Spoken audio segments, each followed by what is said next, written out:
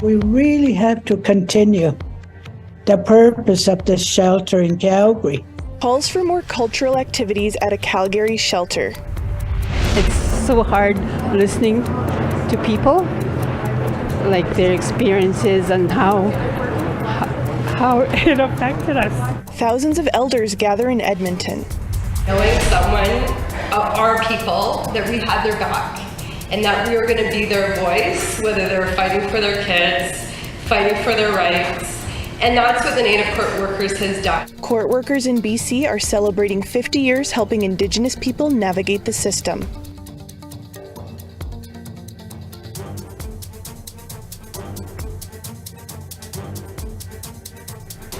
Good evening and welcome to APTN National News. I'm Savannah Kelly.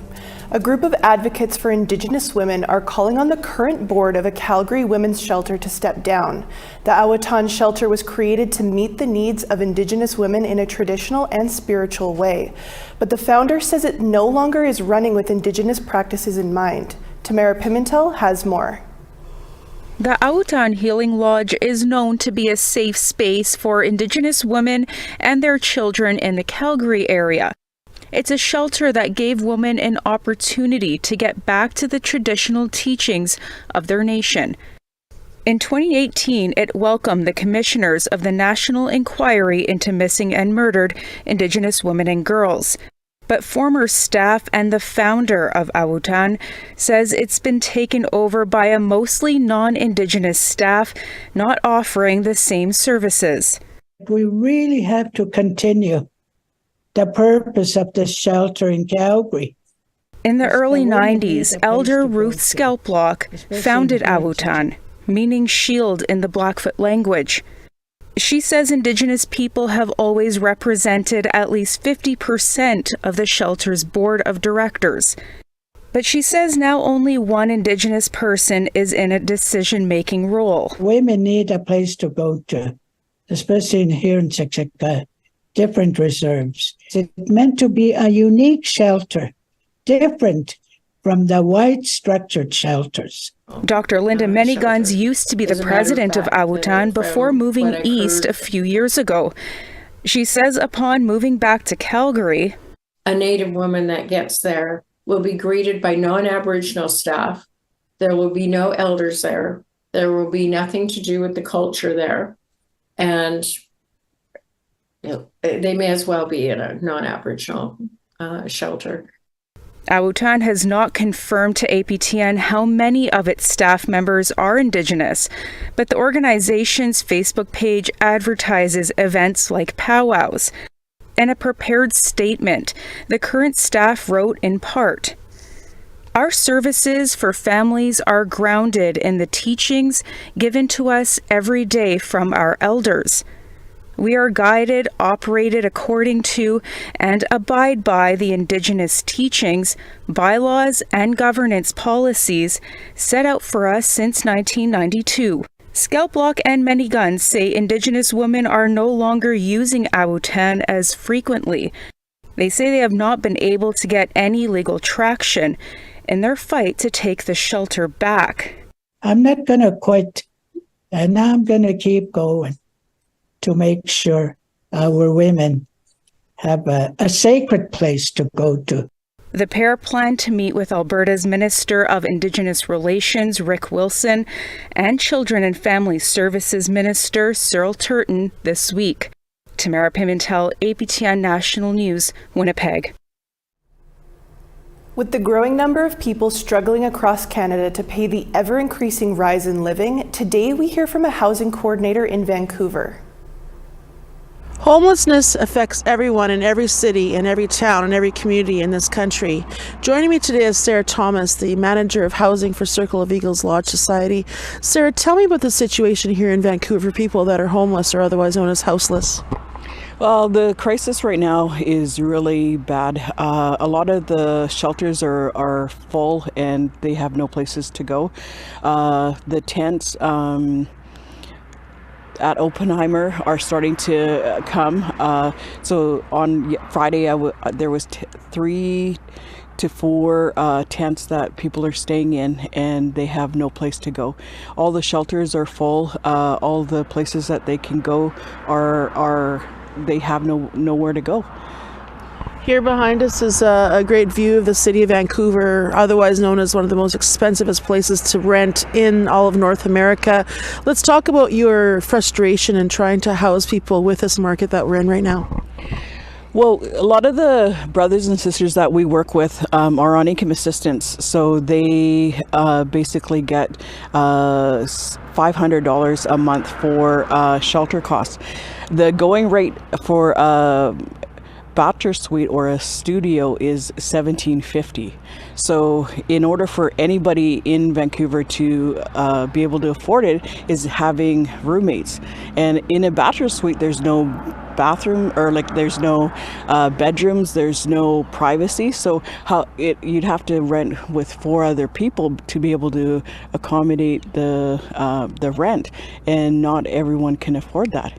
So all the places that are available, they can't afford, and the market rentals for a 2-bedroom even starting at $2,500. So where are people going? I have families that are living in their cars. There's no shelter spaces and no safe place for people to go. So one of the things that I really recognize is that we're in a crisis, and there's people coming from other provinces to come to Vancouver, and there's no place to go.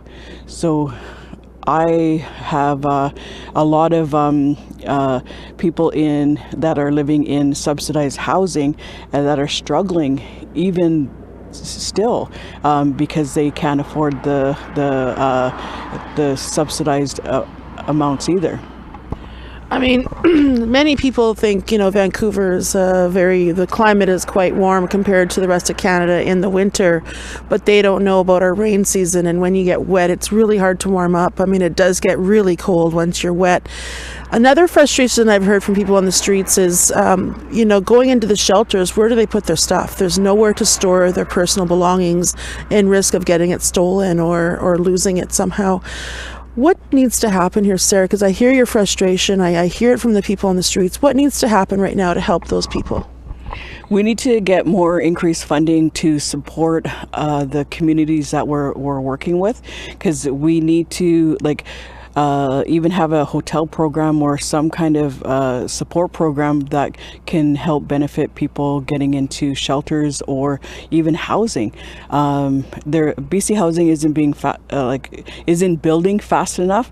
I have BC Indigenous Housing.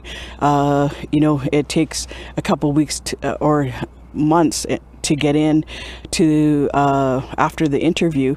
So where do people go? They go to the streets, and even in this cold weather, it was -1 the other night, and all of our brothers and sisters are freezing out there. They have no warm place to go. The warming centers are so far and few between, so they have no place to go. So they need better equipped places that they can open the doors to, because a lot of our brothers and sisters are freezing out on the streets right now. Sarah, we really appreciate your time, and thank you so much for all that you do for those people. Thank you so much. Anytime. Back to you in the studio. We want to hear what you think about the rising cost of living in your area. Here's how you can continue the conversation.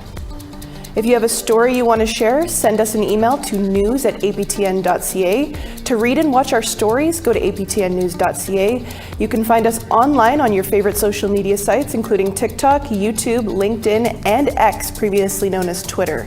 Follow APTN News to join the conversation and see our latest stories. We need to step aside for a short break, but first, here's a preview of a story we're working on in the high Arctic. Hi, I'm Trevor Wright, coming soon to APTN National News. We visited the high Arctic to see how lives are changing in Canada's most northern communities. Residents tell us how they are adapting to an increasingly warm climate in a place where sea ice is disappearing.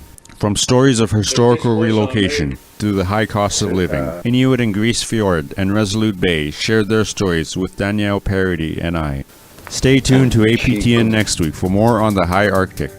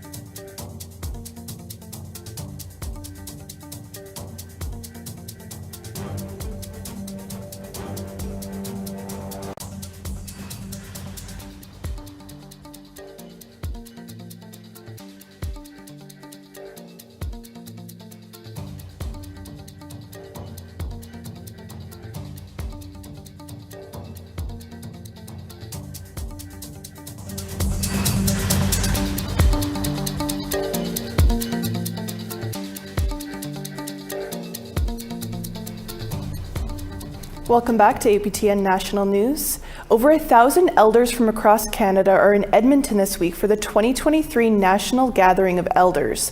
The goal is to share wisdom and to keep up lifetime learning. APTN's Chris Stewart has more.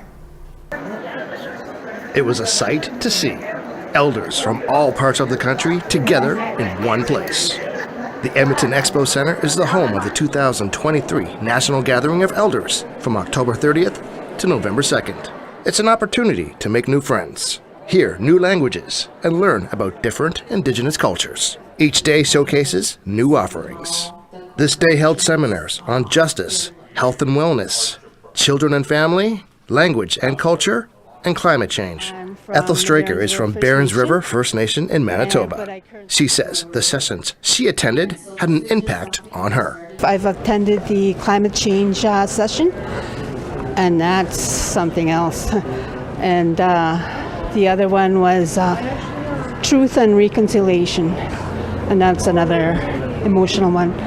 And it's so hard listening to people, like their experiences and how it affected us. Judy Sartrand is also from Barons River First Nation. She enjoyed learning more about other Indigenous cultures. It's very interesting and very knowledgeable from other aspects of the different tribes that have spoken in language and the culture. And I just came from the health and wellness. That's an interesting program as well. Brian Kachich is from Saulteaux First Nation in Saskatchewan. He is looking forward to teaching others what he has learned. It has been very overwhelming to see all these elders together. It's a very beautiful experience. It's very insightful. It's a good refresher course of what's to come for the next future generations, of what we have to teach them and what they have to learn. It wasn't just all discussions. There was a cultural showcase and a hand games demo that brought out the crowd.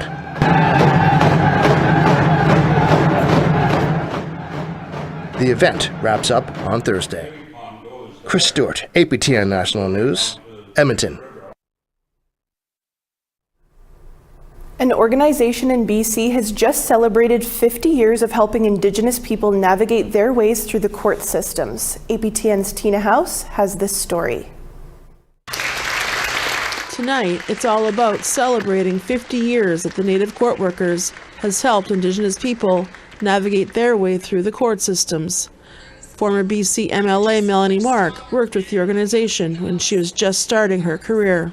Knowing someone, our people, that we had their back and that we were going to be their voice, whether they were fighting for their kids, fighting for their rights, and that's what the Native Court Workers has done. Maxwell Johnson was honored at the gala. He and his granddaughter were discriminated against while trying to open up a bank account. They sued and won.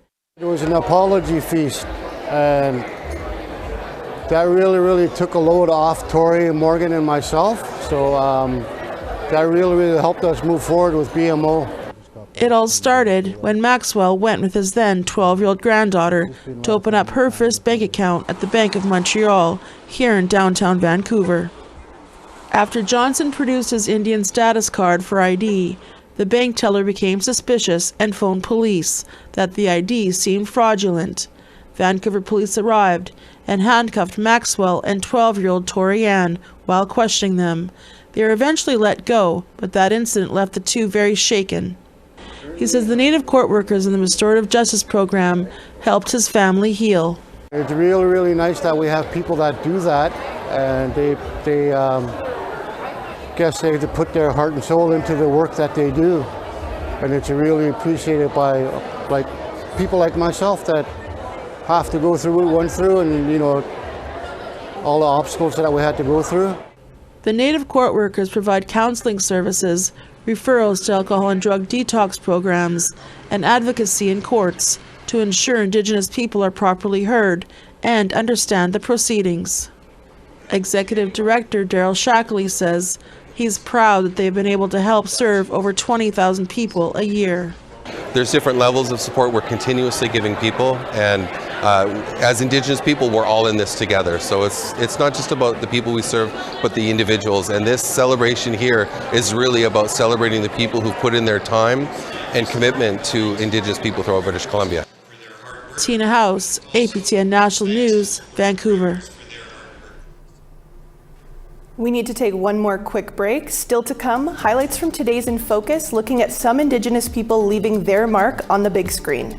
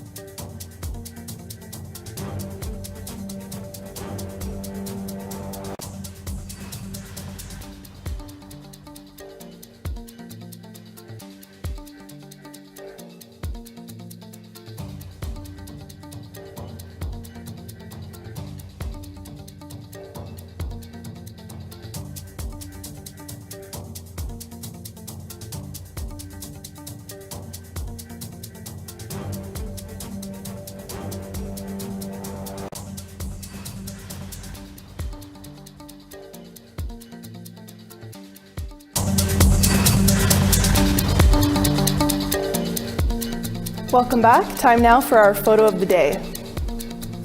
Today's submission comes from APTN's Danielle Parody. Danielle captured this picture of polar bears during her trip up north to Resolute Bay for a special report. If you want to be featured as our photo of the day, email your pictures to share@aptn.ca. Now let's take a look at tomorrow's weather forecast. Starting off on the east coast, 5 degrees and snow in Charlottetown, sunshine, 5 degrees in Halifax. Kuujjuaq, snowy, -2, Nain, -2 and sunshine. Val-d'Or, snowy, 4 degrees, Montreal, sunshine, 7. Sarnia, 8 degrees, Sault Ste. Marie, sunshine, 5. Kapuskasing, snowy and 1 degree, Sioux Lookout, 0 degrees. Churchill, -6 and snowy there, Puckatawagan, -7. Dauphin, snowy, 3 degrees, Brandon, 0. Regina, 0 degrees and sunshine, North Battleford, rainy, 2 degrees. Stony Rapids, snowy, -12, Buffalo Narrows, -1. Rainy and -7 in Fort Chip, high level, snowy, -2. Calgary, snowy, 3 degrees, Red Deer, sunshine, 2.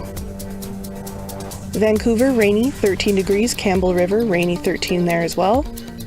Dease Lake, 0 degrees and sunshine, Prince George, 1 degree, snowy. Mayo, -2 and snow, Beaver Creek, sunshine, -5. Wrigley, -5, snowy there, Yellowknife, -14 and sunshine.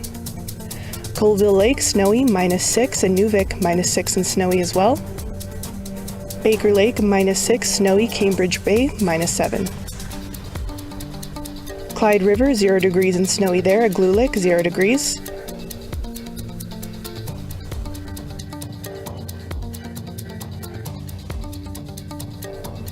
The Saskatchewan government has announced its annual cold weather strategy as winter weather settles in across the province.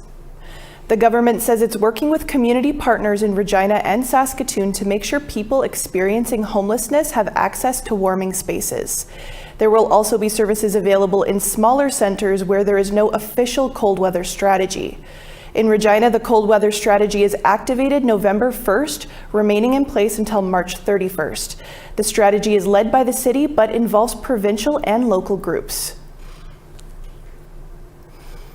Today is, of course, the first day of November, which means it's the official kickoff for this year's Movember campaign.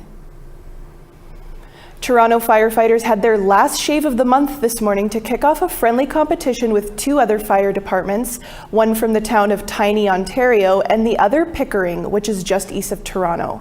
They're trying to see who can raise the most money for issues impacting men's health care. But there is a serious side to the annual campaign. What we know actually is that when men are healthier, their families are healthier, their communities, their workplaces, and the world is a healthier place when we're taking care of our health. Last year, the fire department in Tiny, Ontario raised the most of any first responder fundraising team in the world at $70,000. It's been a long time coming. This week, they were celebrating on the street and for the street. They unveiled a new sign and new name to replace a controversial street in Halifax. CTV's Jonathan McInnes was there. Halifax officially has a new street name. It's just incredible. It means so much. What was once known as Cornwallis Street is now Nora Bernard Street, named after the Mi'kmaq activist and residential school survivor. I'm so proud and honored that Halifax is stepped up to the plate and making history. This is history. This is a historical event. Bernard led the largest class action lawsuit in Canadian history in support of 79,000 other residential school survivors, one the Canadian government settled for nearly $5 billion. They withheld proper education, proper food, proper clothing, proper medical attention. City officials previously set up a task force to look at steps toward reconciliation with First Nations communities. The renaming of Cornwallis Street was on the list. Edward Cornwallis was the controversial governor of Nova Scotia. If we are going to really stick to our words about reconciliation, we need to listen to what is being said. The other piece of it is it feels really great when we can acknowledge folks who have really made a difference. Councillor Lindell Smith says the task force received 3,000 name suggestions. Nora Bernard Street received the vast majority of the votes. It's a positive step forward. It's a way to remember Nora Bernard and the hard work she has done. Chief Bob Glode says the community of Millbrook First Nation will take another step towards immortalizing Bernard. He says plans are underway to erect a statue and to rename the community hall in her honor. Jonathan McGuinness, CTV News, Halifax. The presence of Indigenous people on film and behind the scenes has been growing throughout the years. On today's In Focus, we talk to those leaving their mark on the big screen. Take a look. When I was a young girl, I was just happy to see an Indigenous person on screen, period. And I was really happy when they were actually Indigenous. And now what I've seen is there are more Indigenous-led productions, writers, producers, directors. That wasn't even something that was a concept for me as a young girl. So I don't know, when I go on set, I have a whole other different methodology when I do film. We start with smudge. I try to hire as many Indigenous folks as I can. I always bring people in a circle. Like, I just do it my way. I don't necessarily know what the rules are on a big industry film, but being a key creative, like being a producer, I make the rules and I'm gonna make them Cree style. I'm optimistic that I'll get to continue making these stories. And I'm also just really excited to get to see the work that other Indigenous artists are out there making. And I can't wait to see what other people have to say as well. And so I think that this community will just grow bigger and bigger and that our successes will just keep pushing us forward. And it's unfortunate that we have to kind of like work so hard to like chink away at this like wall that has been there in front of us, kind of blocking us and blocking our access. But every time I see someone else's success or I feel one on my own, I recognize the shift and just keep kind of like trying to put more momentum behind it. So hopefully there's much more to come. And that's all the time we have for your midweek news. But for news anytime, visit our website, aptnnews.ca. I'm Savannah Kelly, and from all of us here, Marcy, Miigwech, thank you for joining us. Take care and have a great night.